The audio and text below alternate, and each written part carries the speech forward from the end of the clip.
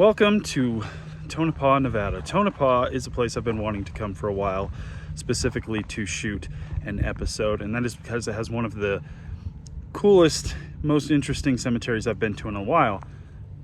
Not this one though, that's not the one I'm talking about. I was coming into town and I noticed the cemetery that I'm currently standing in. I didn't even know was here. I've been into Tonopah a few times, I've driven through a few times, and I've never noticed it. For some reason, blind spot, didn't notice it.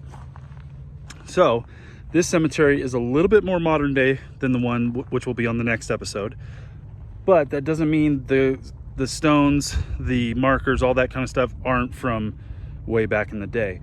One of the things I found very, very interesting is there's a section of the cemetery that I'm currently standing in that seems to be the Russian part of the cemetery. As you will see in the B-roll, there's a lot of Cyrillic writing, a lot of Russian names, and also the setup of it is very interesting because it's all kind of mushed together, large, tall stones, lots of crosses, and it definitely stands apart from everywhere else in the cemetery. It stands apart vastly.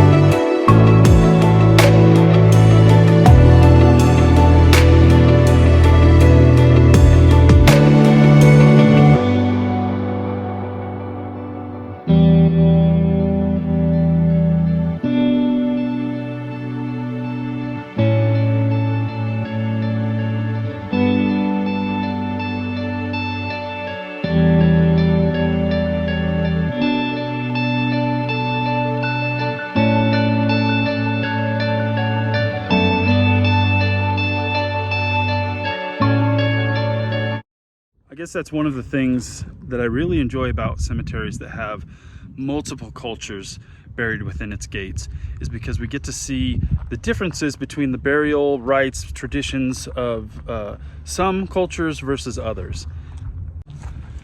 All right, so I found the part of the cemetery that is the section for Freemasons. It has an entranceway all its own with the Freemason logo on it, as well as chains that go all the way around. As you can see, these poles have chains that go all the way around. So I know which section specifically this, the Freemason part is, which is very helpful. A lot of modern stones. I'll kind of show you guys a few of them, and then we'll move on.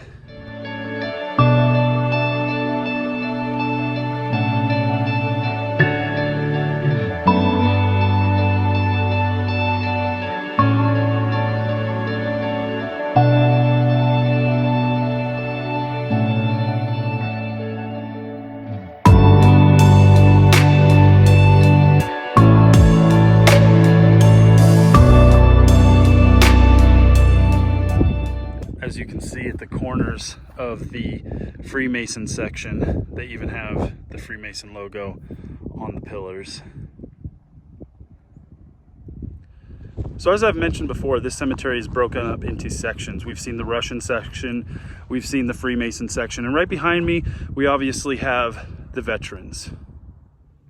So before I leave, I did want to point out one stone or marker because this one's made out of wood, but with some tin added.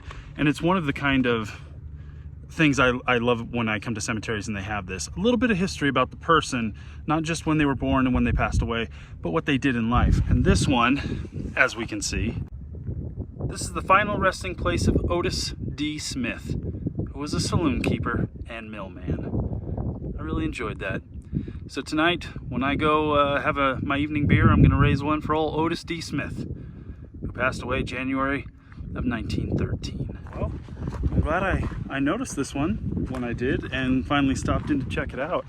It is extremely large. I could spend a lot more time exploring this particular cemetery. I'm going to have to come back at some point and really dive into it. Unfortunately, I gotta get going because we have another cemetery here in town that I want to check out, and I really want to tell you guys the story behind it. So until next time, it's time to continue down the road.